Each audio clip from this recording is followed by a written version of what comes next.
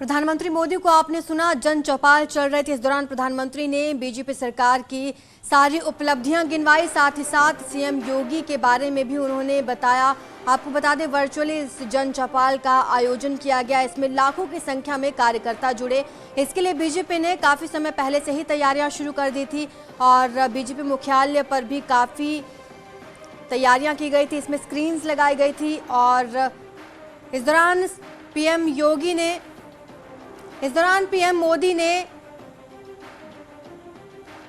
तारीफ की है सीएम योगी की और जन चौपाल में उन्होंने कहा कि आपके पास यूपी को शक्ति बनाने का मौका है। उन्होंने सीएम योगी लोगों की चिंता करने वाले हैं। कोरोना काल में भी उन्होंने जमकर सेवा की, हॉस्पिटल्स पहुंचे, अस्पतालों का निरीक्षण किया और व्यवस्थाओं का जायजा लिया। इस दौरान पीएम मोदी ने सीएम योगी की जमकर तारीफ की।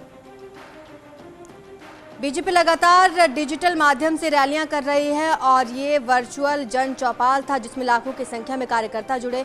इसमें तमाम बीजेपी नेता भी जुड़े। सीएम योगी आगरा से इस रैली में मौजूद रहे। इस दौरान पीएम मोदी ने सीएम योगी की जमकर तारीफ की। कहा, सीएम योगी लोगों की चिंता करने वाले हैं।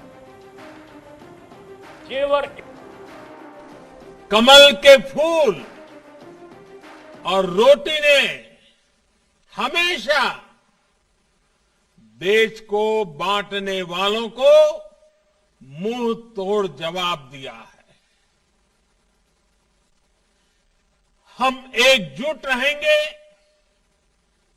तो कोई हमें कभी परास्त नहीं कर पाएगा। हर एक का प्रयास ही उत्तर प्रदेश को वो ऊंचाई देगा जिसका वो हमेशा से हकदार रहा है। जब मैं 5 साल पहले चुनाव के समय पश्चिमी यूपी में आया था तो आपसे कहा था कि यूपी के विकास के लिए हम कोई कोर कसर बाकी नहीं छोड़ेंगे। इन 5 वर्षों में योगी जी के नेतृत्व में यूपी सरकार ने पूरी ईमानदारी से, पूरी निष्ठा से आपकी सेवा करने का, यूपी के विकास का प्रयास किया है। कोई भूल नहीं सकता है 5 साल पहले यूपी को लेकर क्या चर्चा होती थी।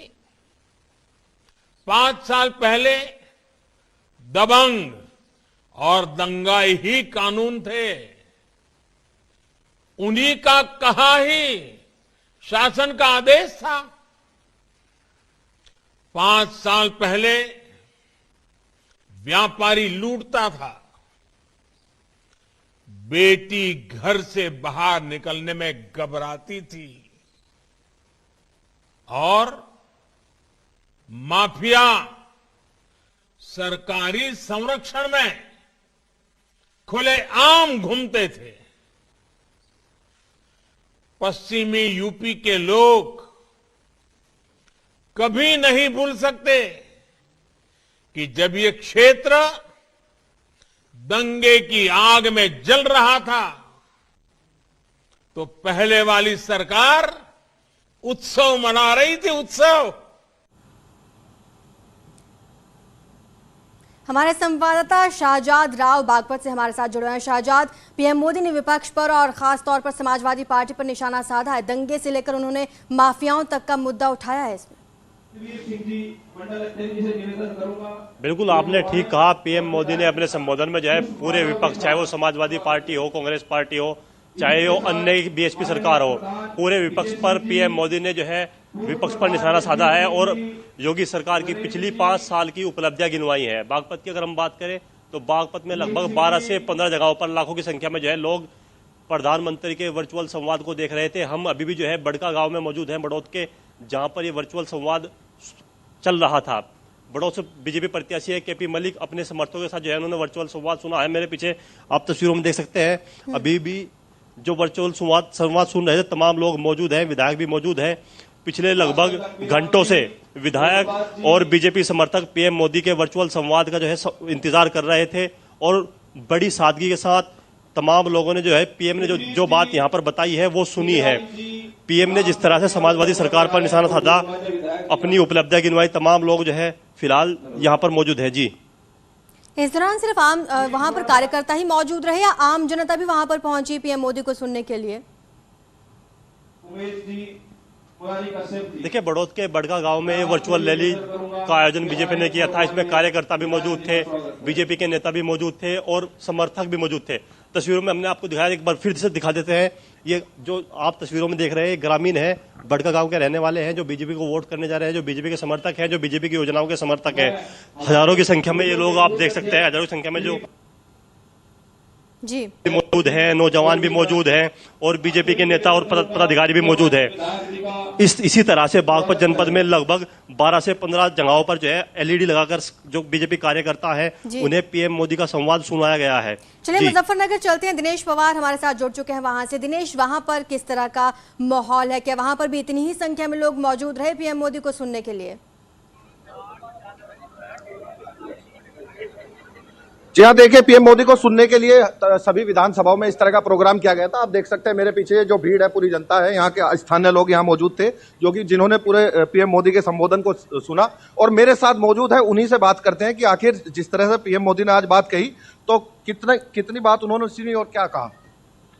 आज देश के यशस्वी प्रधानमंत्री आदरणीय नरेंद्र मोदी जी का हमने उद्बोधन सुना।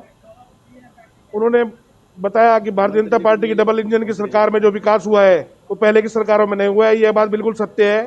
उत्तर प्रदेश में पहले अराजकता, भय का माहौल रहता था। योगी जी की जब से सरकार आई है, डबल इंजन की जब से सरकार आई है, हम भयमुक्त यहाँ पर रहते हैं। कोई अपराध यहाँ पर नहीं होता है। बहन बेटियां हमारी सुरक्षित हैं, व्यापारी भी सुरक्षित है, अपने स्थानों पर समय से लौट जाता है। बिजली की समस्या पहले रहती थी, वो भी अब यहाँ पर नहीं है। देखिए, हमारे बीच में यहाँ पर जो प्रत्याशी है कपिल देव अग्रवाल, जो कि उत्तर प्रदेश सरकार में मंत्री भी हैं और जो चुनाव लड़ रहे हैं सदर विधानसभा से। इनका एक प्रोग्राम था यहाँ विलासपुर गांव में, जहाँ पर नरेंद्र मोदी को सुनने के लिए यहाँ भारी संख्या में भीड़ पहुंची थी। हमारे साथ मौजूद है मंत्री। मंत्री, क्या सुना आपने, मोदी जी ने क्या कहा? क्या लगता है आपको जनता कितनी? मोदी जी ने जो किया है वो कहा है, जो कहा है वो बोले। 7.5 वर्ष में मोदी जी ने और 5 वर्षों के अंदर योगी जी ने जो विकास कार्य किए हैं, जनता का विश्वास का सबसे बड़ी बात जो हुई है, प्रधानमंत्री और मुख्यमंत्री के प्रति जनता में विश्वास कायम हुआ। जन कल्याण के काम हुए, किसानों के लिए, मजदूर के लिए, व्यापारी के लिए, युवाओं के लिए, रोजगार के अवसर, हर क्षेत्र के अंदर कुछ ऐसे कार्य हो जिनके ऊपर जनता में एक विश्वास कायम हुआ है। उन्हीं की चर्चा प्रधानमंत्री। विनेश, हम लौटते हैं आपके पास, आपने जिक्र किया, चलिए अब आपको सुनवाते हैं कि पीएम मोदी ने योगी की तारीफ में क्या कुछ कहा। योगी जी को, उनकी पूरी टीम को बधाई देता हूं, उनका अभिनंदन करता हूं। जिस प्रकार से इस कोरोना कालखंड में एक एक जिंदगी बचाने के लिए वो जी जान से खप गए। मैं अभी 1-2 दिन पहले टीवी देख रहा था, चुनाव की इस गहमा गहमी में भी योगी जी सुबह सुबह अस्पताल पहुंच गए। मरीजों की सेवा हो रही कि नहीं वो देख रहे थे, वैक्सीन की क्या अवस्था है वो देख रहे थे, कोरोना की स्थितियां क्या है वो देख रहे थे। चुनाव के इन समय में अपने राज्य के लोगों की ऐसी चिंता करने वाला नेता अगर हमारे पास है, ऐसी सरकार है।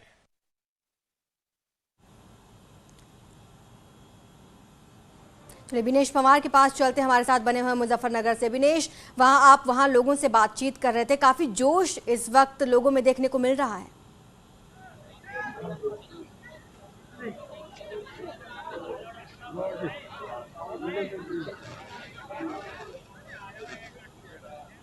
चलिए विनेश से जुड़ेंगे हम, उससे पहले हम चलते हैं शहजाद हमारे साथ जुड़ा है। शहजाद, वहां पर कितना जोश कार्यकर्ताओं और बाकी लोगों में देखने को मिल रहा है पीएम मोदी के भाषण के बाद? बिल्कुल, भाषण के बाद, पीएम मोदी के भाषण के बाद बीजेपी कार्यकर्ताओं में, बीजेपी समर्थकों में पूरा जोश है। मैं बड़ौद के बड़गांव में मौजूद हूँ, आप देख सकते हैं भारी संख्या में यहाँ जो है महिलाएं मौजूद हैं नौजवान मौजूद है, समर्थक मौजूद है और बीजेपी के जो विधायक हैं जिनके मौजूदगी में जो समर्थक थे, जो बीजेपी नेता थे, उन्होंने जो कार्यक्रमों को सुना है वो भी यहाँ पर मौजूद है। हम जो है बीजेपी विधायक से बात करते हैं कि किस तरह का जोश उनमें देखने को मिल रहा है। विधायक जी, आपने पीएम का दोबारा बोलना। पीएम का वर्चुअल संवाद आपने सुना है, क्या कहेंगे? कितना जो मैं आप देख ही रहे हो, उधर टीवी बंद हुआ, उधर जय जयकार होना शुरू हो गया, क्योंकि आदरणीय प्रधानमंत्री जी ने जो इस देश में, इस प्रदेश में माहौल दिया वो ऐतिहासिक रहा, वो प्यार भरा रहा, वो सामाजिकता भरा हुआ रहा, तो सभी लोग उत्साहित हैं।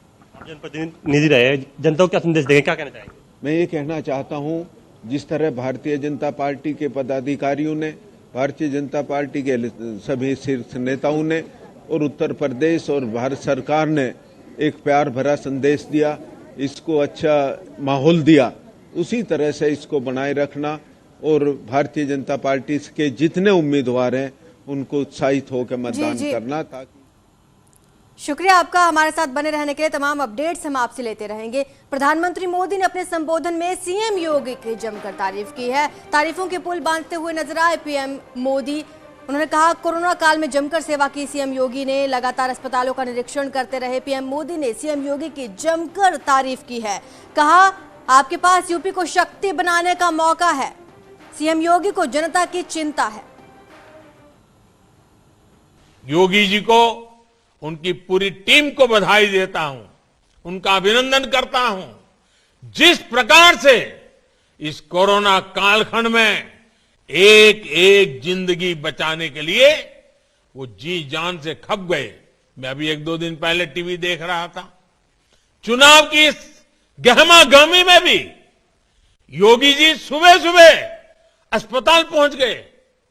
मरीजों की सेवा हो रही कि नहीं वो देख रहे थे, वैक्सीन की क्या अवस्था है वो देख रहे थे, कोरोना की स्थितियां क्या है वो देख रहे थे।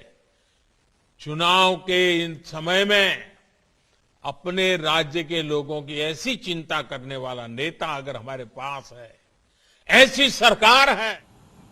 चलिए, अब बारी आ गई है आज के अहम सवाल की। आज का अहम सवाल है, यूपी विधानसभा के पहले अध्यक्ष कौन थे? तो हमारे पास ऑप्शंस हैं, पुरुषोत्तम दास टंडन, आत्माराम गोविंद खेर, मदन मोहन वर्मा या फिर जगदीश शरण अग्रवाल। और यहां रुकेंगे छोटे से ब्रेक के लिए, जल्द हाजिर होंगे।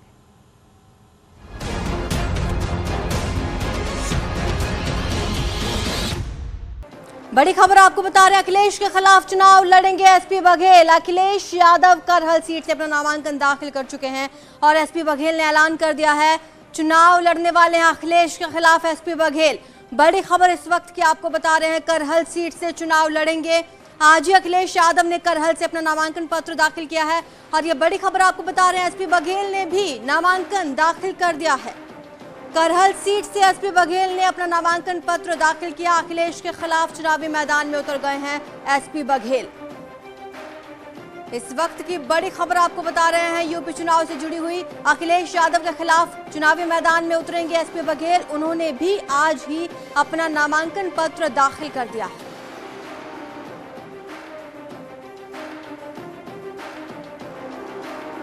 एसपी बघेल ने यह बड़ा ऐलान करते हुए नामांकन पत्र दाखिल किया। अखिलेश यादव के खिलाफ चुनावी मैदान में उतरेंगे एसपी बघेल। करहल सीट से उन्होंने अपना नामांकन पत्र दाखिल कर दिया है। करहल पहुंचे और वहां पर उन्होंने अपना पर्चा दाखिल कर दिया। इससे पहले अखिलेश यादव भी करहल सीट के लिए अपना नामांकन पत्र दाखिल कर चुके हैं। हमारे संवाददाता हिमांशु ज्यादा जानकारी देंगे। हिमांशु, आपके पास क्या अपडेट है? जी बिल्कुल, न्यूज 18 सबसे पहले एक खबर दे रहा है अपने दर्शकों को कि केंद्र सरकार के जो मंत्री हैं, कानून राज्य मंत्री प्रोफेसर एसपी सिंह बघेल, उन्होंने पर्चा दाखिल कर दिया है करहल विधानसभा सीट से। यानी बीजेपी ने अपने तर्कस का ये बड़ा तीर छुपा के रखा था और खुद एसपी सिंह बघेल को भी नहीं मालूम था उन्हें पर्चा दाखिल करना है। सुबह घर से निकले थे चुनाव प्रचार के लिए एसपी सिंह बघेल और तमाम क्षेत्रों में उन्होंने चुनाव प्रचार किया। इस बीच उनके पास संदेशा आता है और उन्होंने सीधे करहल पहुंचकर ये नामांकन पत्र दाखिल कर दिया। जी, इस बात लेकिन को इतना हिमांशु, गोपनीय- बड़ी बात यह है कि इतनी बड़ी सीट के लिए, इतनी महत्वपूर्ण सीट के लिए एकदम से तो चुनावी मैदान में उतारा नहीं गया होगा। इसमें पहले से ही काफी समय से मंथन चल रहा होगा कि एसपी बघेल उतरेंगे करहल सीट से। जी बिल्कुल, पार्टी के उच्च स्तरीय नेताओं के बीच मंथन चल रहा होगा। अभी कुछ दिन, 2 दिन पहले जो है जेपी नड्डा आगरा आए थे और होटल क्लार्क सिराज में महत्वपूर्ण बैठक हुई थी संगठन की, उसमें ब्रज के सभी पदाधिकारी थे। ये बैठक बेहद गोपनीय थी और जेपी नड्डा का दौरा भी गोपनीय रखा गया था, ऐसा माना जा रहा, तभी फाइनल हो गया था। जी जी जी, लेकिन आप ये तस्वीरें भी आ चुकी हैं हमारे पास। नामांकन पत्र दाखिल करते हुए अखिलेश यादव के खिलाफ उन्होंने ये चुनावी मैदान में उतर चुके हैं। तस्वीर आपके सामने है। सबसे पहले न्यूज 18 उत्तर प्रदेश उत्तराखंड ने इस खबर को ब्रेक किया है। आगरा से बीजेपी सांसद हैं एसपी सिंह बघेल और ये तस्वीर देखिए, नामांकन पत्र दाखिल करने के लिए करहल पहुंचे अखिलेश यादव के खिलाफ। करहल सीट से केंद्रीय राज्य मंत्री चुनावी मैदान में है। एसपी बघेल ने अपना नामांकन दाखिल कर दिया है। संकेत हमारे साथ जुड़ रहे हैं, ज्यादा जानकारी संकेत देंगे। संकेत, अब जाकर बीजेपी ने अपना हुक्म का इक्का निकाला है। बिल्कुल जाहिर सी बात है, भारतीय जनता पार्टी इस बात की रणनीति बना रही थी कि अखिलेश यादव को करहल में घेरा जाए और इसके लिए एक बड़े प्रत्याशी की तलाश थी। हालांकि भारतीय जनता पार्टी का जो रणनीतिकार है और जो शीर्ष नेतृत्व है, उन्होंने तय किया था कि ब्रज क्षेत्र के किसी बड़े चेहरे को ही अखिलेश यादव के खिलाफ चुनावी मैदान में करहल से उतारा जाएगा। और जिस तरह से कल अंतिम तिथि थी नामांकन की 1 फरवरी का करहल से, तो ऐसे में भारतीय जनता पार्टी ने आज एसपी सिंह बघेल को अपना प्रत्याशी बनाया है और एसपी सिंह बघेल ने नामांकन भी कर दिया है। हालांकि संगठन के महामंत्री उत्तर प्रदेश के सुनील बंसल आज दिल्ली में हैं और जाहिर सी बात है ये शीर्ष नेतृत्व का फैसला है कि एक बड़े चेहरे को चुनावी मैदान में अखिलेश यादव के खिलाफ उतारा जाए, जिससे करहल में ही अखिलेश यादव को घेरा जाए। हालांकि करहल की ऐसी सीट है जो सेफ सीट मानी जाती है समाजवादी पार्टी के लिए, लेकिन भारतीय जनता पार्टी के रणनीतिकारों ने एक बड़े चेहरे को उतार कर यह संदेश जरूर दिया है कि कहीं ना कहीं करहल में अखिलेश यादव को घेरा जाएगा। और जो सबसे बड़ी रणनीति है भारतीय जनता पार्टी की कि अखिलेश यादव समाजवादी पार्टी के एक बड़े चेहरे हैं और सपा के मुखिया हैं और पार्टी में अखिलेश यादव लगातार चुनावी प्रचार में जुटे हुए थे, लेकिन करहल में घेरने की रणनीति है कि चुनावी व्यू में ही अखिलेश यादव को करहल में घेरा जाए और वहां एक बड़ी चुनौती अखिलेश यादव के सामने पेश की जाए। उसके लिए एसपी सिंह बघेल एक बड़ा चेहरा है, केंद्र में कानून राज्य मंत्री हैं, तो ऐसे में एक बात साफ है कि एसपी सिंह बघेल की दावेदारी से जरूर समाजवादी पार्टी के सामने चुनौती खड़ी होगी। जिस तरह से आपने बताया कि समाजवादी पार्टी की वो करहल सीट पक्की सीट है, लेकिन 2002 में जिस तरह से तख्ता पलट हुआ था, क्या लगता है इस बार भी टक्कर कड़ी होने वाली है दोनों के बीच? बिल्कुल जाहिर सी बात है, भारतीय जनता पार्टी इस बात को भली भांति जानती थी कि अखिलेश यादव मुख्य चेहरा हैं, समाजवादी पार्टी के मुखिया हैं और प्रचार की कमान वही संभाले हुए हैं और पूरे उत्तर प्रदेश में वही प्रचार कर रहे हैं। इसको लेकर भारतीय जनता पार्टी ने तय किया था कि अखिलेश यादव के खिलाफ एक बड़ा चेहरा उतारा जाएगा। हालांकि कई नाम सामने आ रहे थे, मंथन चल रहा था भारतीय जनता पार्टी में, चाहे वो बगल की सीट से राज्यसभा जो बगल की सीट के रहने वाली है राज्यसभा सांसद हैं गीता साके, उनका नाम चल रहा था, वहीं अपर्णा यादव के भी नामों की चर्चा हुई। लेकिन जिस तरह से एसपी सिंह बघेल का नाम सामने आया है, वाकई ब्रज क्षेत्र में एसपी सिंह बघेल की एक बड़ी पकड़ है और वहां से आगरा से वो सांसद हैं, केंद्रीय मंत्री हैं। जाहिर सी बात है एसपी सिंह बघेल एक बड़ी चुनौती अखिलेश यादव के सामने पेश करेंगे और यही भारतीय जनता पार्टी की रणनीति भी है। सवाल ये भी है संकेत कि जब इतने नामों पर चर्चा चल रही थी, कई बड़े चेहरे उसमें शामिल थे, फिर एसपी बघेल ही क्यों?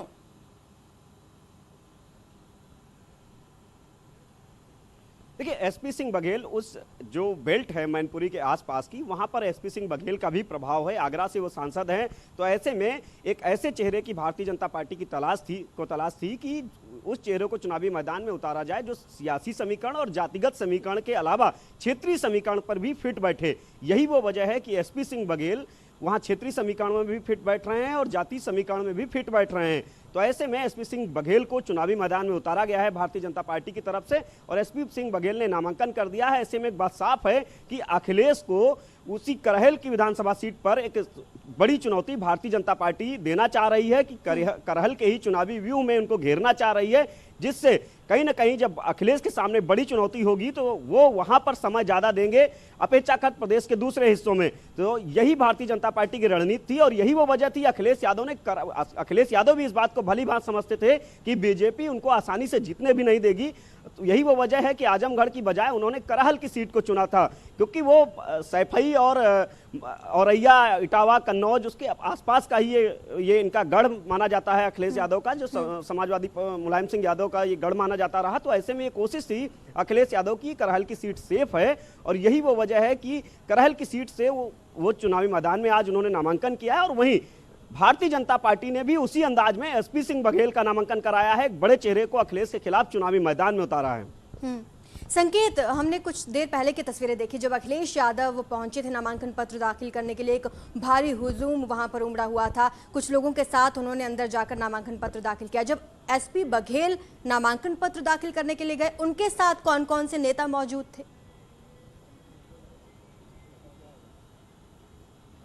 देखिए, उनके एसपी सिंह बघेल जब नामांकन के लिए पहुंचे तो उनके साथ में स्थानीय जो भारतीय जनता पार्टी के नेता थे वो मौजूद रहे और आगरा के कुछ नेता थे वो मौजूद रहे। और एसपी सिंह बघेल को भारतीय जनता पार्टी का लाने का मकसद यही है अखिलेश के खिलाफ कि वो संदेश देना चाह रहे हैं कि ब्रज क्षेत्र में जिसकी मजबूत पकड़ हो, ऐसे प्रत्याशी को, ऐसे दावेदार को अखिलेश के खिलाफ चुनावी मैदान में उतारा जाए। और इसी रणनीति का ये फल है कि आज एसपी सिंह बघेल ने नामांकन किया है अखिलेश यादव के खिलाफ, सपा मुखिया के खिलाफ। और ये कोशिश है भारतीय जनता पार्टी की कि जो आसपास की सीटें हैं अखिलेश यादव के लड़ने से प्रभावित हो सकती थी, उन सीटों पर भी प्रभाव बना रहे भारतीय जनता पार्टी का। जो ब्रज क्षेत्र की सीटें हैं इसको लेकर एसपी सिंह बघेल से आज नामांकन कराया गया है और एसपी बघेल का नामांकन हो गया है। जाहिर सी बात है कि वो अखिलेश यादव को जरूर सीधी चुनौती देते नजर आएंगे, क्योंकि वो केंद्र में राज्य मंत्री भी हैं। लेकिन जिम्मेदारियां कम नहीं है एसपी सिंह बघेल पर। संकेत, चलिए अनुराग भदौरिया हमारे साथ जुड़ चुके हैं। अनुराग, एसपी बघेल पर जिम्मेदारियां कम नहीं हैं, उन्हें एक तरफ चुनाव का प्रचार प्रसार अभियान भी चलाना है और अब करहल सीट पर भी उनको फोकस करना है। चलिए उनसे जुड़ने की एक बार फिर से कोशिश करेंगे। बड़ी खबर इस वक्त की आपको बता रहे हैं, करहल से चुनावी मैदान में उतर रहे हैं एसपी बघेल। आज अचानक वहां पर पहुंचकर उन्होंने अपना नामांकन पत्र दाखिल किया। उससे पहले तस्वीरें आई थी अखिलेश यादव की, जब उनके लिए भारी भीड़ वहां पर उमड़ी थी और उसके बाद अचानक से ये खबर आती है कि अखिलेश यादव के खिलाफ उतर रहे हैं एसपी सिंह बघेल। चलिए संकेत हमारे साथ एक बार फिर से जुड़ चुके हैं। संकेत, एसपी बघेल वहां पर पहुंचे, अपना नामांकन पत्र दाखिल किया, लेकिन जिम्मेदारियां कम नहीं है एसपी बघेल पर। उनके ऊपर एक और जिम्मेदारी है चुनाव प्रचार प्रसार अभियान चलाने की। अब करहल सीट की अहम जिम्मेदारी उनके ऊपर आ गई है। देखिए, अगर जिम्मेदारियों की बात करें तो जिम्मेदारियां एसपी सिंह बघेल पर भी हैं और अखिलेश यादव पर भी बड़ी जिम्मेदारी हैं। हालांकि भारतीय जनता पार्टी की अगर बात करें तो उनके पास केंद्र से लगा के उत्तर प्रदेश में तमाम दिग्गज चेहरे हैं जो चुनावी प्रचार अभियान की कमान संभाले हुए हैं। लेकिन समाजवादी पार्टी के सामने कहीं न कहीं ये चुनौती जरूर है कि उनके सबसे बड़े चेहरे अखिलेश यादव हैं और अखिलेश यादव ही चुनावी प्रचार की कमान संभालते हैं। तो ऐसे में अखिलेश यादव को एक करहल विधानसभा सीट से उन्होंने नामांकन किया और वहां पर एसपी सिंह बघेल का नामांकन करा के भारतीय जनता पार्टी ने ये मैसेज जरूर पूरे उत्तर प्रदेश में दे दिया है कि अखिलेश को वो आसानी से चुनाव जीतने नहीं देंगे और उनको एक बड़ी चुनौती उनके सामने पेश करेंगे। यही वो वजह है कि एसपी सिंह बघेल का नामांकन कराया गया और उनको करहल की सीट में चुनौती देते भारतीय जनता पार्टी के एसपी सिंह बघेल नजर आएंगे। यही नहीं, जो ब्रज के क्षेत्र की अगल बगल की सीटें हैं, जो आसपास की सीटें हैं, जो अखिलेश यादव के करहल से लड़ने से की वजह। संकेत, आपके पास आती हूँ। प्रशांत जी इस वक्त बीजेपी प्रवक्ता हमारे साथ जुड़ चुके हैं। प्रशांत जी, जो बड़ा सवाल है, एसपी सिंह बघेल, उन्हें आपने करहल में अखिलेश यादव के खिलाफ उतारा है, क्या रणनीति है, क्या फैसला लिया गया है? एसपी सिंह बघेल एक बहुत कद्दावर नेता है, वो भी लगातार विधानसभा और लोकसभा चुनाव जीतते रहे हैं, लेकिन करहल वो सीट है जो दशकों से, कई दशक से समाजवादी पार्टी के पास है। देखिए, एसपी सिंह बघेल जी भारतीय जनता पार्टी के एक बड़े ओबीसी नेता हैं। 2017 में हमारी पार्टी से विधायक बने थे, प्रदेश में मंत्री बने, उसके बाद 2019 में वो लोकसभा सांसद बने आगरा से और अभी कानून राज्य मंत्री हैं। और अखिलेश जी जो पहले कह रहे थे कि हम आजमगढ़ से चुनाव लड़ेंगे अपने लोकसभा क्षेत्र से, वहां उन्होंने जनमत संग्रह किया, लेकिन वहां के लोगों ने कह दिया कि आप यहाँ से मत लड़िए, तो उनको वापस घर में आना पड़ा। तो भारतीय जनता पार्टी अखिलेश जी को वॉकओवर नहीं देगी, इसलिए हमने एक मजबूत कैंडिडेट दिया है। अखिलेश जी को हम वहां पर टक्कर देंगे और अखिलेश जी का वहां जीतना मुश्किल कर देंगे। उनका जीतना मुश्किल कर देंगे, लेकिन नामुमकिन तो नहीं लगता है। और ऐसे में सवाल यह भी होगा कि एसपी सिंह बघेल, क्या उनका फ्यूचर क्या होगा? ठीक है, उस पर भी बात करेंगे। सैफ अली खान कांग्रेस नेता भी हमारे साथ जुड़ चुके हैं और संकेत भी मुस्कुरा रहे हैं और इसके भी कुछ ना कुछ मायने जरूर है, संकेत के पास भी चलेंगे। सैफ, आपके पास आती हूँ। उत्तर प्रदेश, खासकर पहले चरण पश्चिमी उत्तर प्रदेश की जो रणभेरी है वो बज चुकी है। उधर करहल से आज अखिलेश यादव ने नामांकन दाखिल किया और एसपी सिंह बघेल ने भी उनके खिलाफ। बीजेपी एसपी कांग्रेस किस तरह से इन दोनों को टक्कर दे रही है? देखिए, प्रियंका गांधी जी उत्तर प्रदेश में जो है लगातार संघर्ष जो है वो कर ही रही हैं। इस वक्त अगर आप ये देखेंगे वर्चुअल रैली से लेके डोर टू डोर कैंपेन जो है वो नोएडा से लेके आपका अलग अलग जो फर्स्ट फेजेस में जो सीट्स हैं आपकी जो है उन सब के ऊपर जो है एक लगातार कोशिश है हमारी कि एक अच्छा कैंडिडेट और एक अच्छी उम्मीद जो है, हम जो उम्मीद हमेशा करते आए हैं और एक अच्छी परफॉर्मेंस जो हम चाहे किसी भी राज्यों में हो चाहे केंद्र में हो, एक अच्छी परफॉर्मेंस जो दी है उसी के बेसिस के ऊपर जो है हम एक अच्छे कैंडिडेट उतार के उम्मीद रखते हैं कि एक अच्छा जो परफॉर्मेंस है हमारी पार्टी और हमारे कैंडिडेट्स दे सकेंगे। रही बात जो है अखिलेश जी की और जो है केंद्र राज्य मंत्री जो है जो आए हैं इस वक्त नामांकन वो करने के लिए, मुझे लगता है कि केंद्र की तरफ से जो भी मंत्री यहाँ पे इस वक्त उत्तर प्रदेश में किसी भी सीट के ऊपर उतारे जाएंगे तो केंद्र की परफॉर्मेंस तो बहुत बुरी रही है। उत्तर प्रदेश की तो परफॉर्मेंस रही है बुरी, मगर केंद्र की तरफ से भी जो है परफॉर्मेंस बहुत बुरी रही है। इन टर्म्स ऑफ अगर आप अनएम्प्लॉयमेंट की बात करें, बेरोजगारी की बात कर रहे थे, या किसानों की बात करें, या जो है माइनस में जितनी भी जीडीपी हमारी इस वक्त चल रही है, चाहे कोई भी किसी भी चीज में जो है किसी भी कंपनी ने हमारे देश की जो है प्रोग्रेस नहीं किया। तो आप ये कह रहे हैं कि नेता कोई भी आ जाए, मुद्दे होंगे और मुद्दे ही जो है वो मेन प्लेयर होंगे इलेक्शन के दौरान, और मुद्दों पर कांग्रेस इस वक्त हावी है, आप ये कह रहे हैं। ठीक है, आपके पास लौटूंगी। कीर्ति निधि पांडे भी हमारे साथ जुड़ चुके हैं, समाजवादी पार्टी के प्रवक्ता है। कीर्ति निधि जी, अखिलेश यादव करहल से पहली बार विधानसभा चुनाव लड़ रहे हैं। हालांकि ये सीट तो समाजवादी पार्टी की ही सीट मानी जाती है, लेकिन एसपी सिंह बघेल को बीजेपी ने उतारा है चुनाव मैदान में अखिलेश के खिलाफ। क्या लड़ाई थोड़ी भी मुश्किल बनी है, नहीं बनी है, आप क्या कहेंगे? देखिए मेनका जी, करहल विधानसभा में समाजवादी पार्टी के राष्ट्रीय अध्यक्ष आदरणीय अखिलेश यादव जी के खिलाफ कोई चुनाव लड़े उसका कोई मायने नहीं। आजमगढ़ जब पार्लियामेंट का चुनाव लड़ रहे थे देखिए, तब भी एक कलाकार को भारतीय जनता पार्टी ने उतारा और यादव कलाकार को ही उतारा, लेकिन वो भी हार गए थे चुनाव। करहल से मैनपुरी में नेताजी मेंबर ऑफ पार्लियामेंट हैं, इसके पहले तेज प्रताप जी थे और वो समाजवादियों का गढ़ है, इसमें कोई दो राय नहीं है। और अध्यक्ष जी सभी वर्गों का सहयोग, स्नेह, समर्थन प्राप्त करके वहां से एक ऐतिहासिक जीत दर्ज करेगी समाजवादी। ऐतिहासिक जीत समाजवादी पार्टी दर्ज करेगी। प्रशांत उमराव जी, कहीं कोई कुर्बानी तो नहीं ली जा रही है एसपी सिंह बघेल से, या इस लड़ाई में वो हार भी गए तब भी उनका कद बरकरार रहेगा? देखिए, सपा ने स्पष्ट कर दिया कि अखिलेश जी ने अपनी सेफ सीट चुनी है। पहले वो आजमगढ़ से लड़ने की बात कर रहे थे, अन्य जगह से भी लड़ने की बात हो रही थी। आवाज में थोड़ी प्रॉब्लम है प्रशांत जी, लौटती हूँ आपके पास और इसी बीच अपने दर्शकों को सुना देती हूँ एसपी सिंह बघेल उन्होंने क्या कहा नॉमिनेशन फाइल करने के दौरान। ये रिकॉर्ड तोड़ने के लिए कभी कॉल लिस्ट में, कभी बेन जॉनसन ने, तो कभी किसी ने, ठीक है ना, ऐसा कभी मिल्खा सिंह जी का था तो कभी किसी, ये रिकॉर्ड तोड़ने के लिए कभी कॉल लिस्ट में, कभी बेन जॉनसन ने, तो कभी किसी ने, ठीक है ना, ऐसा कभी मिल्खा सिंह जी का था तो कभी। स्क्रीन पर है एक तरफ बीजेपी की ओर से एसपी सिंह बघेल जो कई बार विधायक रहे, इस वक्त लोकसभा में है, केंद्रीय कानून राज्य मंत्री हैं, उन्होंने नॉमिनेशन फाइल किया है। वो टक्कर देने के लिए उतरे हैं बीजेपी की तरफ से अखिलेश यादव को। अखिलेश यादव जो पहली बार विधानसभा चुनाव लड़ने उतरे हैं करहल से, जो कि कह सकते हैं कि यादव बहुल, यहां पर 3 लाख से ज्यादा मतदाता है, जिनमें 1 लाख से ज्यादा मतदाता यादव ही है, और यहां पर वो उतरे हैं जो समाजवादी पार्टी की सीट सुरक्षित सीट मानी जाती है। यहां पर कई दशक से यह सीट समाजवादी पार्टी के खाते में ही है, और ऐसे में यहां पर एसपी सिंह बघेल टक्कर देने के लिए उतरे हैं अखिलेश यादव को, जो कि समाजवादी पार्टी के राष्ट्रीय अध्यक्ष हैं, उत्तर प्रदेश के पूर्व मुख्यमंत्री हैं। उनका जीतना लगभग तय माना जा रहा है, लेकिन बीजेपी एक संदेश यहां देना चाहती है कि भले ही अखिलेश यादव हो, लेकिन कहीं पर भी आसान नहीं ये लड़ाई होने देगी बीजेपी। और हमारे साथ तमाम मेहमान जुड़े हैं। संकेत का रुख करूंगी एक बार फिर से। संकेत, अगर यहां पर रिजल्ट ऐसा होता है जैसा एसपी सिंह बघेल कह रहे हैं, तो इसमें कोई शक नहीं कि उनका कद पार्टी में क्या बन जाएगा, लेकिन यहां पर एसपी सिंह बघेल अगर नहीं जीतते हैं तो इसे किस तरीके से बीजेपी देखेगी? उनकी कुर्बानी के तौर पर या उनका कद बना रहेगा उसके बाद भी?